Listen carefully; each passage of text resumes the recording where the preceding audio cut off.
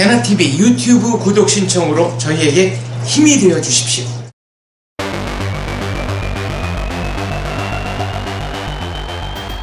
월간조선 배신영 차장, 밥을 먹고 있는 현장을 제가 급습해서 인터뷰를 강청했습니다. 안녕하십니까? 안녕하십니까.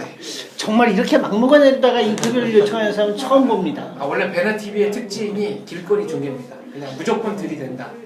들이대는 것도 여성이 들이대면 좋지만 이게 뭡니까? 이거 방송용으로 적합한 멘트가 아닌가? 괜찮습니다. 저희는 성적 취향이 독특하지 않으니까. 자, 야권 통합 문제. 예. 김종인 위원장이 통합을 제의했는데 안철수 국민의당 대표가 네. 일요일이죠. 기자회견을 열어서 절대 그런 일 없다. 네. 아예 못지를 했습니다. 어떻게 되는 겁니까? 좀 이제 미묘한데요. 그러니까 안철수 대표는 이제 고민 끝에 단호하게 거부를 했습니다만은 당내에서는 이제 김한길 전 그 새정치연합 공동대표라든지 또 이제 천정배 의원 이런 분들은 굉장히 그 야권 통합에 대해서 솔깃해하는 반응을 보였던 게 사실입니다. 그 때문에 안철수 대표가 단호하게 거부의 의사를 표했지만은 그렇다고 해서 정말 그 총선 때까지 일체의 통합이나 연대가 없을 것이냐, 거기에는 조금 이제 물음표가 찍힙니다. 지난 총선에서 10,000표 이내로 갈라졌던 지역, 10패가 갈렸던 지역이 수도권에 꽤 많지 않습니까? 굉장히 많죠. 그러면 이대로 야권이 더불어민주당과 국민의당으로 나눠져 있으면은 그 모든 지역은 일단 진다고 봐야 되겠죠. 그렇지는 않은 것 같습니다. 그렇습니까?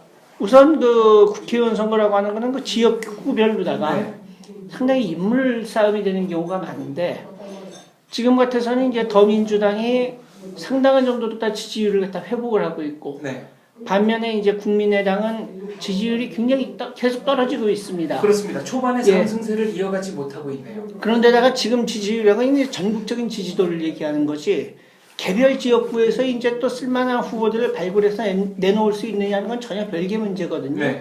국민의당 이름으로 다 후보를 내놓더라도 그 지역 국민들한테 이게 받아들여지지 않는다고 그러면은 그 파괴력은 의외로 작을 수가 있죠. 10,000표 정도 득표 안 될까요? 그러니까 본인이 당선은 안 되더라도 당락에만 영향을 미칠 수 있어도 이게 정치적 힘이 되는 거 아닙니까?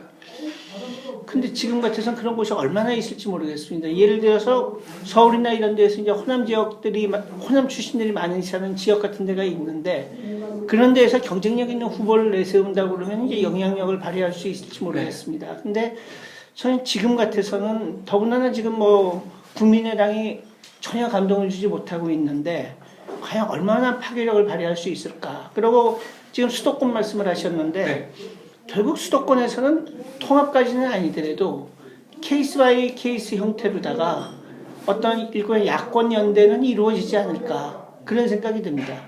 그러면 중앙당의 지시를 무시하고 후보들끼리 암묵적 연대할 가능성이 있다 이런 건가요? 중앙당에서도 어느 정도 이익 추진을 해줘야 되겠죠.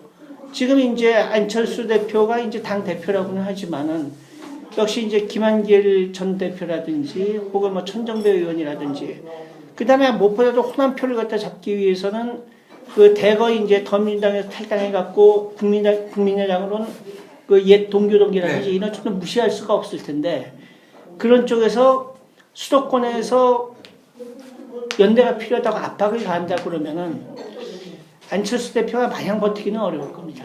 국민의 입장에서는 유권자 입장에서는 그러면 다시 합칠 거를 뭐하러 이렇게 딴 살림을 찾아서 나갔느냐 의문이 듭니다.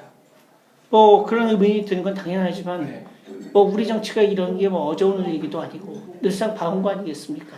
그렇다면은 한간에서는 이번 총선이 야권의 경우에는 이제 안철수, 문재인 두 준준결승전이고 그렇죠. 여기서 승자가 준결승에 부전승으로 올라가 있는 박원순 시장과 대결을 벌이고 잠깐 박원순 시장이 지금 부전승으로 올라가 있습니까? 그렇게 보는 너무 높게 평가한 것 같은데요. 그러니까 이번 총선에 대해서는 어쨌거나 책임질 위치에 있지 않다는 게 장점이라는 거죠. 그렇긴 하죠. 하지만은 과연 대권 주자로서 박원순 시장의 생명력을 가질지 그거는 또 의문사항입니다.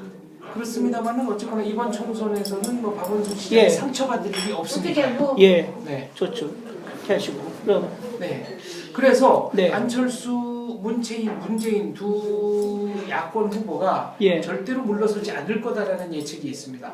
그러니까 통합이 안 될 거라는 예측이죠. 원래 그렇게 생각들을 했었습니다. 그러니까 이번 선거는 국회의원 선거라기보다는 지금 말씀하신 것처럼 두 사람의 이제 준준결승전이기 네. 때문에 어쨌든 그 전국적인 득표율을 갖다 최대한 끌어내가지고 거기서 앞서는 사람이 또 이제 선거 결과를 갖다 좋은 결과를 끌어내는 사람이 사실상 네. 2017년 야권 후보가 될 수 있다. 이런 전망이 있었습니다만은 지금 당 지지로 나오는 걸로 봐서는 네. 안철수 대표한테 그런 기회가 올지 굉장히 좀 회의적입니다.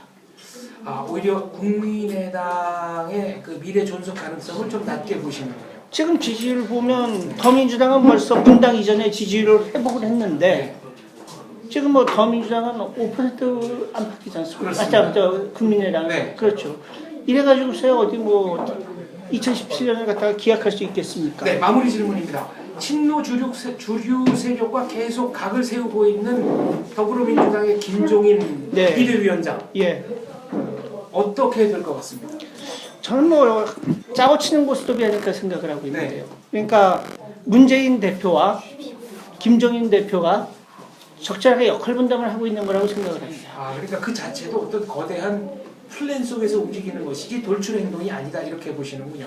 뭐 거대한 디자인이 있는지는 모르겠습니다만 적어도 김종인 대표를 데리고 올 적에는 어느 정도의 묵기가 있지 않았을까. 네.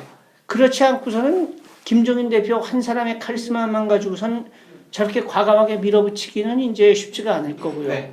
그 다음에 그렇게 하고 있는데 당내 친노 세력들이 침묵을 하고 있는 게 이상하지 않습니까? 그 점을 유념해 봐야 되겠죠. 그렇죠. 그러니까 어차피 지금 이제 1차적으로 유인태 씨라든지 이런 분들 같은 경우는 정계 은퇴한다고 했으니까 불출마 선언. 그렇죠. 근데 그런 분은 이제 친노의 어떤 큰 승리를 위해서는 그런 걸 갖다가 스스로 감수할 수 있는 네. 분이고 그 다음에 또 이제 나오기 어려운 여러 가지 조건이 있는 사람들도 있고 그런 사람들한테 이제 문재인 대표의 2017년 도전을 위해서 이들이 일시 양보하고 후퇴하자.